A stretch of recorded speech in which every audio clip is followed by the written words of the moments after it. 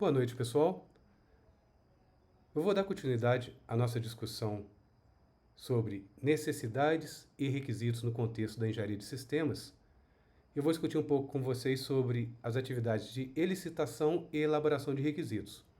Mas eu gostaria que vocês sempre fizessem esse paralelo com a engenharia de software, que também possui essas atividades de elicitação e análise de requisitos. Da mesma forma, nós temos essas atividades na engenharia de sistemas. Uma forma muito interessante, muito usada na prática de visualizarmos requisitos é você imaginar os requisitos como uma hierarquia de requisitos que vai do requisito em nível mais genérico, afunilando, detalhando, chegando em requisitos cada vez mais de granularidade mais fina, que estejam mais próximos de você poder desenvolver ou implementar dentro de um processo de desenvolvimento, seja de software ou de um sistema. Ou seja, quando você está mais para cima da hierarquia, os seus requisitos são em alto nível, nível da missão do seu sistema. Na medida que você vai decompondo ou vai refinando esses requisitos, você vai preparando esses requisitos para que eles possam ser implementados dentro do ciclo de vida de desenvolvimento de software ou de desenvolvimento de sistemas. E como que a gente faz essa decomposição? Normalmente é a partir das atividades de elicitação e elaboração. Lembrando que a atividade de elicitação é aquela atividade inicial onde você começa a coletar os requisitos, talvez de uma maneira mais em largura do que em profundidade, e na parte de elaboração, que envolve análise dos requisitos, detalhamento dos requisitos, você começa a aprofundar nos requisitos em si, descendo nesse nível hierárquico, chegando no nível de granularidade mais fina dos seus requisitos. Então, elaborar requisitos envolve análise, detalhamento de requisitos, que pode ser por decomposição, conforme eu discuti com vocês, ou até mesmo por derivação. Derivação, lembrando que nós temos requisitos derivados, que são aqueles requisitos que aparentemente não trazem valor para os stakeholders de negócio, mas que os projetistas do sistema sabem que aqueles requisitos são essenciais para o sucesso do seu software ou do seu sistema. Ou seja, aqueles requisitos são derivados a partir de requisitos descritos no nível de negócio. Dessa forma, eu gostaria que vocês também lembrassem, da mesma forma que eu discuti na área de engenharia de software com vocês, quando nós estudamos a área de requisitos de software, a área de conhecimento e requisitos de software do SWIBOK, lá eu comentei com vocês, que análise de requisitos não é uma atividade desempenhada por pessoas com pouca experiência. A análise de requisitos requer pessoas muito experientes para que consiga justamente compreender a fundo o negócio e que também tenham conhecimentos técnicos para poder, de certa forma, transmitir esse conhecimento para a equipe de desenvolvimento de um sistema, de um software, de um produto ou de um serviço. Então, é uma atividade, é uma profissão normalmente desempenhada por engenheiros de requisitos ou os analistas de negócio, que têm um profundo conhecimento do negócio, do domínio da aplicação, do problema específico que está sendo analisado, das necessidades e restrições dos stakeholders do sistema, tem conhecimento sobre desenvolvimento, aquisição e gestão de projetos, engenharia de requisitos, engenharia de sistemas e, inclusive, tecnologias que são envolvidas para o desenvolvimento. Vou tentar trazer algum exemplo para vocês dessa estrutura hierárquica dos requisitos, Como você parte a partir de uma missão, vai afunilando, vai detalhando, vai refinando, produzindo cada vez mais requisitos mais próximos de serem implementados, desenvolvidos, seja para um sistema ou seja para um software.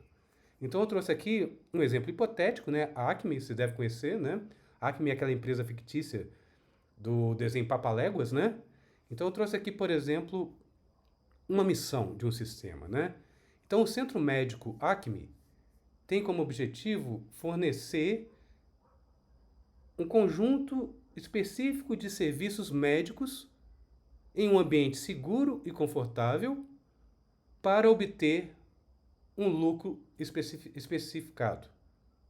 Então, essa é a missão desse centro médico fictício, É você fornecer serviços médicos de forma confortável, segura, mas com o objetivo de ter lucro. Então, você tem uma missão em alto nível de granularidade, que a gente chama de granularidade mais grossa. Está em maior nível de abstração, não está refinado. Quando você entra nas atividades de análise, elaboração e licitação, normalmente você pega essa missão que está no alto nível da hierarquia e você vai detalhando. Aqui eu tentei sublinhar para vocês, observe que na própria definição da missão, eu posso decompor algumas funções que o meu sistema vai ter que ter.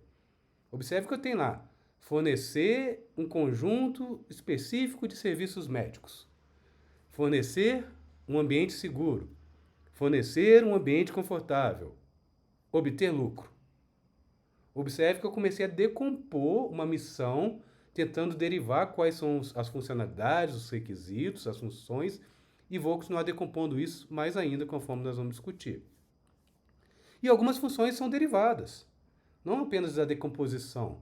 Observe que para poder atender essas funcionalidades que foram decompostas, eu preciso fornecer uma infraestrutura do meu centro médico. Vou precisar, de certa forma, fazer gestão desse centro médico e dos serviços ofertados pelo centro médico. Vou ter que fornecer serviços de suporte médicos. Observe que essas funções, elas não foram decompostas diretamente da missão, mas elas são necessárias do ponto de vista de design para que o seu negócio possa funcionar. É o que a gente chama de requisitos derivados ou de funcionalidades derivadas, que às vezes não está aparente para o cliente do negócio, talvez na primeira visão dele, né? Mas que as pessoas experientes, os analistas de negócios e as pessoas os engenheiros de requisitos, com esse conhecimento que faz a ponte entre negócio e time de desenvolvimento, com esse conhecimento consegue derivar esses requisitos, por exemplo, em reuniões com a equipe de desenvolvimento. Bom, como que a gente identifica necessidades e requisitos? Mais uma vez, tentando fazer sempre o paralelo com a engenharia de software, né? Existem várias formas de a gente identificar essas necessidades e os requisitos. Vou só passar por elas, nós já discutimos algumas delas, é mais para vocês terem uma visão geral, holística, que existem várias formas de coletar, identificar e detalhar requisitos. Desde workshops estruturados, sessões de brainstorming, entrevistas, questionários, caso de uso, cenário de operação, simulação, protótipos, observar a operação do sistema, caso já tenha um sistema existente, para você ver como que é o dia a dia, por exemplo, das pessoas que trabalham com um sistema similar, mesmo que seja manual, que você queira talvez informatizar. Você tem esses estudos de movimento e de tempo. Até uma nota rápida aqui, né? Esses estudos de movimento, de tempo, né, de motion e de tempo, também são conhecidos como estudos de movimento e de trabalho, são métodos sistemáticos, processos, usados para analisar e medir a eficiência dos processos de trabalho.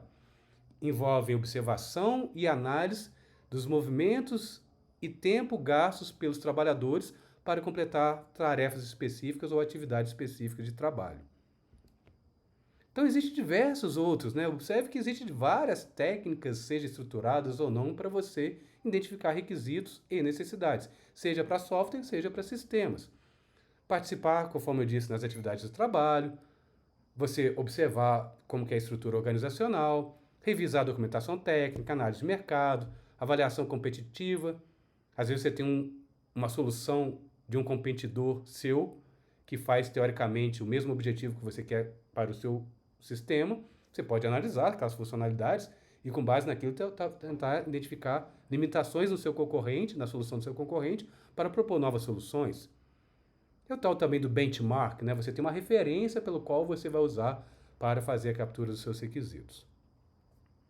E da mesma forma que no SWIBOK nós falamos de verificação e validação, esses conceitos são imprescindíveis na engenharia de sistema, né?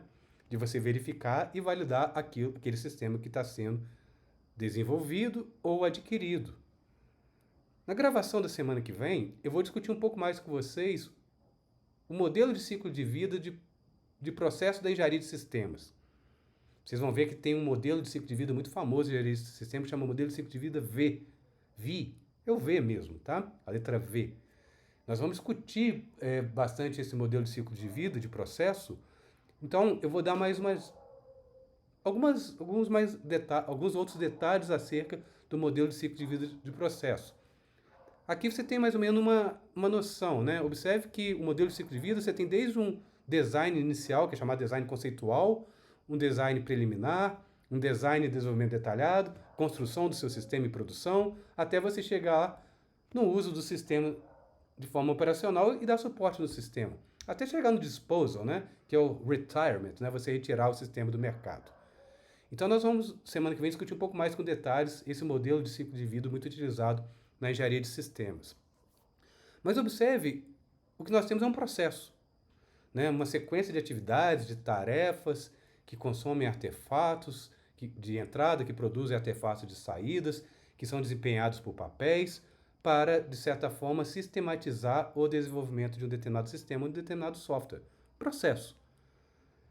Lembrando, então, nesse contexto de processo, talvez uma forma de enxergar a verificação é no momento que você estiver desenvolvendo o seu sistema, você está o tempo todo desenvolvendo, verificando se você está construindo o sistema de forma correta, usando boas práticas, usando as ferramentas adequadas, testando, verificando. Isso é verificação. É você analisar se você está fazendo certo a coisa. A validação, ao contrário, é você verificar, a partir do momento que você terminou ou entregou uma coisa para o seu cliente, é verificar se você fez a coisa certa. Validar se você fez a coisa certa, né? Uma coisa é fazer certo a coisa, outra coisa é fazer a coisa certa. A validação é fazer a coisa certa. Então, observe que a validação, de certa forma, é você pegar o produto final entregue e contrastar lá no início, lá com os requisitos de sistemas dos stakeholders e também com a especificação de requisitos. Mais especificamente, com o Business Requirement Specification, a especificação de requisitos do negócio e com dos stakeholders. Ou seja, você construiu aquilo que era o que o seu stakeholder de negócio precisava? Já a verificação é aquilo que você está construindo está de acordo com a especificação de requisitos do sistema? Talvez seja uma outra forma de você enxergar. Eu gosto muito dessa analogia, né, de construir certo a coisa, verificação, e construir a coisa certa, validação. Se eu não me engano, foi o Barry Bowen, um cara muito famoso da engenharia de software, né, que, se eu não me engano, é associado com o modelo de ciclo de vida espiral, dentre outros, né, que fez essa analogia de construir certa coisa e construir a coisa certa.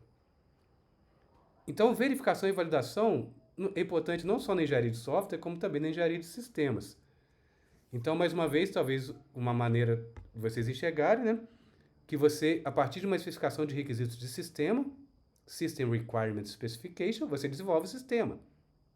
E o sistema dentro desse ciclo aqui de entrega do seu sistema, você vai verificando para ver se você está implementando de forma correta. Até para você colocar em operação. E mais uma vez, né, lembrando que tanto engenharia de software quanto engenharia de sistema, normalmente é um processo. Você desenvolve um produto a partir de transformações de artefatos que está inicialmente no nível de negócio, em alto nível de granularidade, e esse artefato vai sendo transformado até chegar em bits e bytes no seu computador, ou chegar num sistema físico que é colocado em operação. Então, observe que você começa lá em nível de empreendimento, de gestão de negócios, onde você tem o Business Needs and Requirements Specification, né? Documento de especificação de requisitos e necessidades de negócio. Via um processo de engenharia de requisitos, você transforma isso em Stakeholders Needs and Requirements, requisitos e necessidades dos stakeholders. Via engenharia de requisitos, você transforma isso em especificação de requisitos desse sistema, que já está mais próximo de você ser implementado, seja no sistema, no serviço, no produto ou no software que você quer desenvolver. Então, verificação de requisitos, de certa forma, é verificar se o que você está produzindo está de acordo com a especificação de requisitos de sistema. Se você está desenvolvendo de forma correta. Já a validação está mais amplo. É você pegar o produto que foi entregue e analisar se foi feita a coisa certa.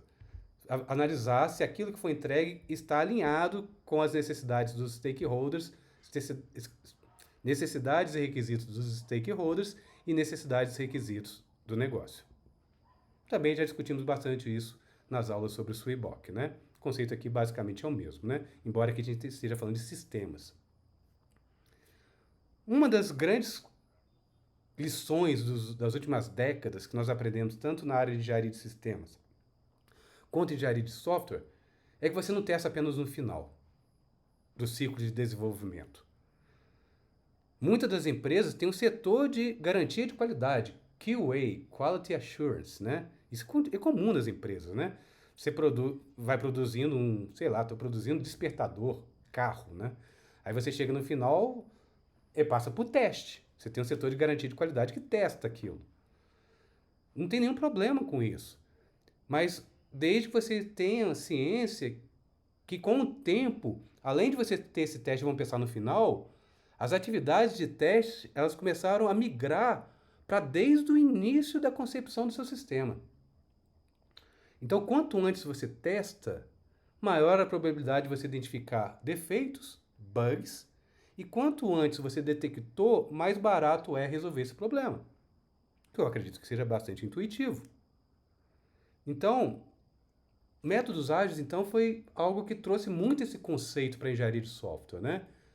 É só vocês lembrarem. Você tem práticas ágeis, por exemplo, Test Driven Development. Você implementa o caso de teste antes de ter a solução. Ou seja, você está testando o tempo todo. E quem que implementa teste de unidade em software? É o desenvolvedor, nem é o tester. É função do desenvolvedor implementar os seus testes de unidade. Um exemplo clássico de que nós estamos preocupados no desenvolvimento de software de testar o quanto antes. Não apenas deixar lá no final para que um setor de qualidade, de garantia de qualidade, faça os testes. Antigamente a gente tinha até uma brincadeira, né? Às vezes a pessoa falava assim, ó, tá 99% pronto, só falta testar. Acontecia muito isso, né? Hoje não faz mais sentido coisas desse tipo, tanto na engenharia de software como na área de engenharia de sistemas, tá? Ou seja, então a gente está sempre testando e avaliando, seja durante o desenvolvimento, que é quando você está lá, desde a parte inicial, você tem necessidade sendo transformada em requisito, você já está começando a testar aquelas ideias. Até na parte de aceitação, que já é na parte mais próxima de você entregar para o cliente, e também testes e avaliações operacionais, é quando você já entregou o seu serviço, ou o seu sistema, ou o seu software para o seu cliente. Ou seja, o que eu quero que vocês fiquem com essa imagem, com essa mensagem, de que se você quer garantir qualidade nos seus produtos, você tem que testar durante todo o ciclo de vida de desenvolvimento, não apenas no final. Da mesma forma que na engenharia de software nós temos que fazer gestão de requisitos, na engenharia de sistemas talvez fique mais clara essa necessidade. Então o que é gestão de requisitos, né? É um processo pelo qual as alterações nos requisitos são gerenciados por todo o ciclo de vida do sistema. Vocês vão ver que requisitos mudam o tempo todo. Tem até uma estatística aqui da engenharia de sistema que normalmente é o caso que mais do que 50% dos requisitos do sistema são modificados antes de ser colocados em serviço. Se você tem tanta mudança de requisitos, você tem que ter um sistema para poder gerenciar essas alterações. Não tem outra forma, né? E por que muda? São várias razões. Desde de razões de regulação, de leis que mudam e que forçam que você tenha que mudar requisitos. O ambiente onde vai ser implantado o sistema vai mudar. O negócio pode mudar. Os próprios stakeholders, né, mudam de ideia ao longo do ciclo de vida de desenvolvimento. Às vezes, no início do ciclo de vida, o stakeholder tem uma ideia de um requisito que ele gostaria que fosse manifestado no sistema. Mas durante os meses ele pensa melhor, fala, não é bem isso que eu queria, eu gostaria de mudar. Isso é comum. Né? As pessoas mudam, os sistemas mudam, né? Então, não tem como. Se você tem um mantra na engenharia de software e engenharia de sistema, é você saber que requisitos mudam. E talvez isso que o Métodos Ágeis também trouxe uma grande lição para o mundo de software, né? Porque o livro clássico da prática ágil mais famosa, do método ágil mais famoso de desenvolvimento de software existente, que é o XP, o Extreme Programming, o livro clássico do Kent Beck, tem como subtítulo Embrace the Change. Olha que legal. O Kent Beck já em 2003, mais ou menos, ou 2002, que esse livro, ele já previa que alteração de requisitos são bem-vindas em métodos ágeis. Porque alteração de requisitos quer dizer que você está atendendo às necessidades do seu cliente. E às vezes uma alteração de requisito pode alavancar o seu negócio. Às vezes, quando você tem uma alteração de requisito, é que você identificou uma oportunidade e com essa oportunidade, efetivando essa alteração, você vai alavancar o seu negócio e vai derrotar os seus concorrentes. Então lembre-se disso, requisitos vão mudar o tempo todo. Se requisitos vão mudar o tempo todo, você tem que controlar a gestão dos requisitos, essas alterações. Controlar na mão? Não dá. Precisamos de ferramentas de gestão de requisitos. Então, não existe outra forma de você controlar requisitos que não seja a partir do uso de ferramentas. É praticamente impossível, por exemplo, vocês terem rastreabilidade de requisitos, que é algo muito importante, seja rastreabilidade backwards, para trás ou para frente, de forma manual. Lembrando que a rastreabilidade é importante, porque uma alteração de requisito pode ter vários impactos, né, em questões de design. Então, quando você tem uma alteração de requisito, você tem que ter uma ferramenta que mostre para você o que está sendo impactado em design e em solução, caso aquela alteração seja aprovada. Sem ferramenta de software, eu diria que é praticamente impossível. Então, nós temos que ter essas ferramentas de gestão de requisitos, porque elas vão ajudar em muitas coisas. Tem gente que vai usar o Word, tem gente que vai usar o Excel. O Scrum mesmo usa o Prod Backlog, que é algo mais informal, digamos assim. Mas lembrando que o Scrum é um método ágil. No Scrum, a gestão de alteração de requisitos não tem nenhum, é fácil de ser feito. Porque lembrando que a cada reunião de planejamento de sprint, o stakeholder Product Owner prioriza os requisitos. Então, pode ser que dentro da priorização de requisitos das histórias do usuário, esteja uma história do usuário que esteja associada com uma alteração de um requisito. Então, em método ágil, de certa forma, é mais fácil. Só que método ágil é para sistemas menores, para projetos de curta duração. Quando a gente está falando de engenharia de sistemas, é difícil você querer argumentar que vai usar história de usuário. Engenharia de sistemas complexos sociotécnicos demanda documentação. Se demanda documentação e processo de controle de alteração de requisitos, precisa de ferramenta de software, não tem jeito. Então, essas ferramentas vão suportar os analistas de negócios, os engenheiros de requisitos, nas atividades de licitação, análise, vai permitir que as pessoas que estejam em contato com aquela especificação consigam navegar pela especificação, recuperar requisitos específicos, gerar relatórios, etc, etc, etc. Dentre outras coisas, como eu disse, né, traceability, até geração, auxiliar na geração de bons requisitos. Porque lembrando que requisitos é uma forma um pouco mais estruturada de você descrever necessidades. Algumas outras características das ferramentas, como que elas auxiliam, né? Permite importar e exportar requisitos em vários formatos, por exemplo, exportar requisitos em Word, em Excel, em PDF. Apoia a questão de alterações de requisitos, análise de impacto daquela alteração de requisitos caso seja aprovado.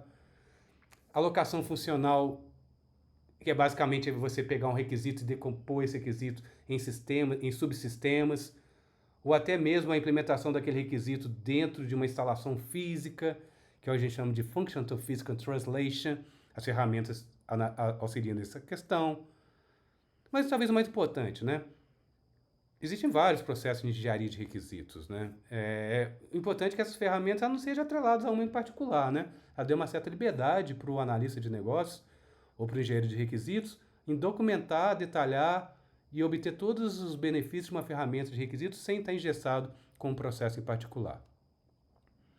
Então, da mesma forma que a gente tem ferramentas para gestão dos requisitos, nós temos ferramentas para engenharia dos requisitos, né? Existem diversas ferramentas. Vou dar só aqui uma visão geral. Muitas dessas eu nunca nem usei. Então, é só uma visão geral mesmo, né? Em engenharia de softwares, normalmente a gente usa o quê? A gente usa a lista de funcionalidades. O sistema deverá fazer isso. O sistema deverá fazer isso. Que nem é muito usado hoje em dia em engenharia de software. A gente usa muito caso de uso, né, para requisito funcional. Então, usa o OML e o modelo de caso de uso. Lembrando que o diagrama de caso de uso é opcional. O mais importante do caso de uso é o texto, né? São os cenários de uso e os formulários de caso de uso, que faz parte do que a gente chama de modelo de caso de uso. Então, o modelo de caso de uso tem diagrama de caso de uso, cenários, formulários de caso de uso.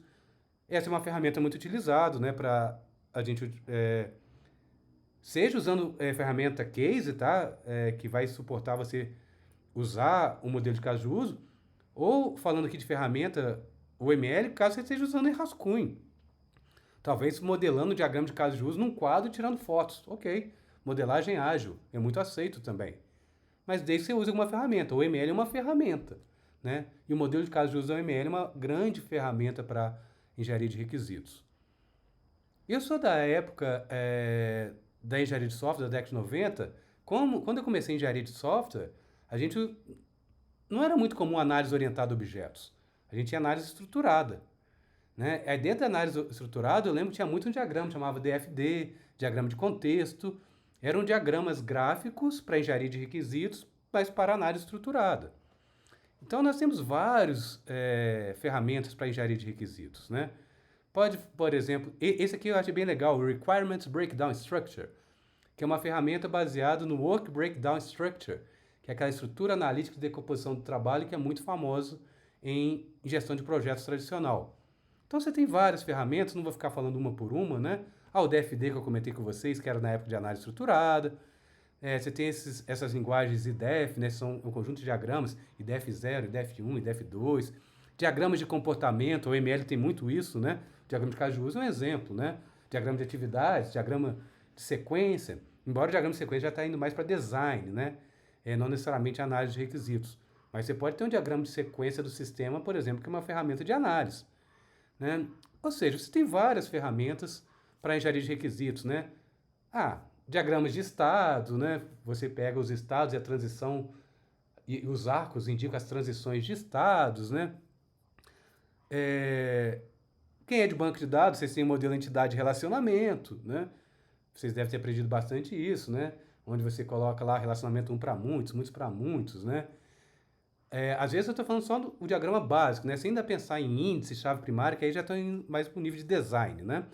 Mas se você pegar aqueles diagramas, notação, diagrama entidade de relacionamento, com base, por exemplo, em autores clássicos, tipo Silberschatz, né? Ou Peter Code, né? Se eu não me engano, é o Peter Code? O Chan, né? Na verdade, o Chan, né? Que são aqueles diagramas em nível conceitual, né? Que você consegue modelar as entidades e os relacionamentos e as multiplicidades das associações. São ferramentas de engenharia de requisitos. Nossa, tá vendo? Tem muitas, né? Análise estruturada, conforme eu disse para vocês, foi quando eu comecei em engenharia de software, era muito usado. Análise orientada a objetos, que aí já está mais focado em sistemas orientados a objetos, caso você esteja desenvolvendo software. A UML é uma ferramenta, né? É um meio pela qual você vai atingir o objetivo, uma ferramenta que você usa, seja como uma ferramenta de software, ou seja, como rascunho, e diversas outras possibilidades. Dentre essas ferramentas para engenharia de requisitos, é muito usado em engenharia de sistemas essa que eu acho bem interessante, né? Que é o Requirements Breakdown Structure. Talvez uma tradução livre aqui seria estrutura analítica de requisitos. O breakdown é normalmente analítica, é uma decomposição. Estrutura de decomposição analítica de requisitos talvez seja uma tradução. Mas lembre-se aquela mensagem que eu tentei passar para vocês, né? O grande segredo da engenharia de requisitos é você começar de um requisito de alto nível, a partir da missão ou visão daquele produto, daquele serviço ou daquele software, e decompondo aquilo até você chegar no nível de requisitos próximo de ser desenvolvido. Observe que o Scrum é assim. O Product Backlog, que é a lista de requisitos, vamos pensar assim, que deve ser implementado, ele é subdividido em temas, que é o requisito em alto nível de granularidade, abstrato. Esses temas vocês decompõem em epics, ou funcionalidades, são as features, que basicamente é uma quebra dos temas em requisitos menores, e essas epics e features vocês quebram em histórias de usuário, que é mais uma decomposição. E se você for pensar, as histórias do usuário são quebradas em um outro artefato do Scrum, que é o Sprint Backlog, que é aquele quadro de tarefas. As histórias são quebradas em tarefas. Ou seja, um dos segredos da engenharia de software, da engenharia de sistemas, é você começar top-down, do algo que é mais genérico, e afunilando até chegar próximo de uma tarefa que possa ser implementada em poucas horas. Ou seja, é hierárquico. Então, o requirements flow down é justamente isso, né? É você sair de algo genérico e ir afunilando até chegar no algo muito específico. Saindo da missão, dos objetivos mais em alto nível, objetivos mais específicos, requisitos no nível 1, requisitos no nível 2, requisitos no nível 3, até que você chegue no tamanho adequado para facilitar o planejamento de desenvolvimento. Então, dentro dessa característica flow down, essa ferramenta eu acho muito legal.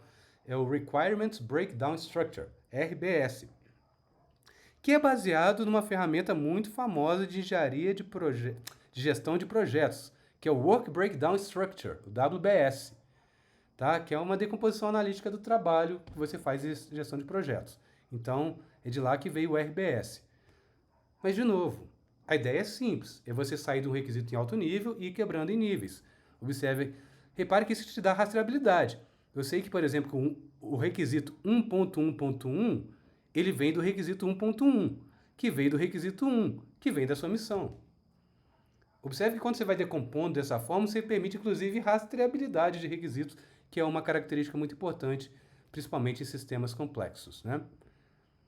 Eu trouxe até um exemplo aqui do livro-texto que eu apresentei para vocês, né? O livro de Engenharia de Sistemas, é um livro de capa vermelha. Eu discuti com vocês na aula passada esse livro, né? Ele dá um exemplo de um sistema de alarme doméstico, né? Que você tem na sua casa, né? Esses alarmes que nós temos, né? Então, você tem um sistema de alarme para segurança, alto nível. Qual que é o requisito de mais alto nível? Um sistema de segurança doméstica. Você começa a decompor aquilo. Eu posso decompor, por exemplo, em impedir a entrada não autorizada, detectar uma entrada de intrusos, classificar essa entrada, reportar uma entrada não autorizada e fornecer alarmes que sejam líderes de mercado. Observe que eu estou decompondo. Vamos pegar o primeiro aqui. Deter, né, a entrada não autorizada, eu posso quebrar no níveis 1, em 1.1, que é deter a entrada na minha vizinhança, no meu jardim, na residência, ou até desabilitar o sistema de prevenção. Vamos pegar um outro exemplo aqui, né? Classificar a entrada. Classificar uma entrada na residência como autorizada ou não autorizado. Armazenar os detalhes dessa classificação. Documentar a classificação. Discutir questões sobre alarmes falsos. Ajustar a sensibilidade do alarme. Isso tinha muito aqui na minha casa, né? Eu pagava uma empresa, né, para fazer a vigilância da minha casa. E às vezes eu tinha um problema, né? Porque toda vez que eu saía para trabalhar, disparava o alarme e vinha no meu celular. Aí a empresa me ligava toda hora. Tava no nível de sensibilidade muito grande. Passava um passarinho, às vezes, lá na área, lá, disparava o alarme. Ele detectava, o sensor detectava. Um gato pulava lá dentro, detectava. Aí eu tinha muito alarme falso. Né? O problema do alarme falso, né, é que quando você começa a ter muito alarme falso, você acaba... quando vem um alarme, você fala, não tem nada, não. É alarme falso. Mas uma hora não vai ser falso, né? Então, observe que a lição é essa, né? Se você quer detalhar requisitos, você começa de top-down, no nível mais alto, vai detalhando até chegar nos requisitos no nível que sejam próximos de você poder implementar. Uma outra técnica também existente, que é muito usada no engenharia de sistema, esse FFBD, de novo, né? É só para vocês terem uma noção, talvez seja mais fácil eu mostrar talvez a figura. Está no sistema talvez de alarme, que eu acho que eu vou mostrar aqui também.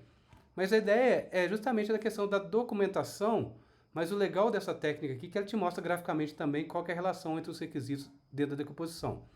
Então repare que eu estou no nível mais alto aqui, ó, System Level, né? Estou no nível mais alto de requisitos, aí tem o 1, 2, o 3, o 4 e o 5. Além de colocar os 5 requisitos, vamos supor, além de eu colocar as 5 possibilidades aqui é legal que eu consigo também ver como que um requisito vai para o outro, o fluxo entre esses requisitos, né? E quando você vai detalhando, você pode colocar, tipo, igual está aqui em vermelhinho 5.0, aí você pode falar, esse vermelho quer dizer que eu vou detalhar. Aí você cria um outro diagrama aqui, repare que ele está detalhando 5.0, 5.1, 5.2, 5.3 e assim sucessivamente.